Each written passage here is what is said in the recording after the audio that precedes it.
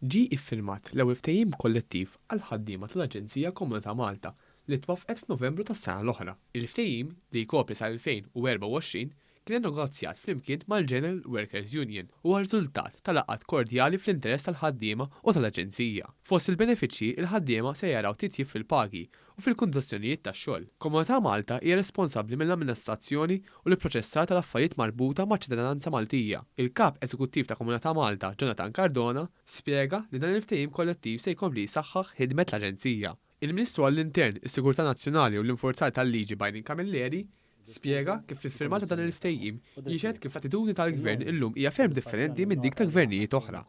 Mal-ħaddiema ta' Komunità Malta, illi minn issa l-qoddim ser igawdu minn drittijiet u kundizzjonijiet aħjar, sabiex fl-istess ħin nibqgħu nitolbu minnhom li jkomplu jagħtu servizz aħjar lill-Komunità Maltija. Is-Segretarju Parlamentari Alex Muscat qal li dan il-ftehim jiżgura li l-ħaddiema jsibu ambjent pożittiv fuq il-post tax-xogħol li huwa kruċjali biex il-ħaddiema jilħqu l-massimu tal-ħiliet tagħhom.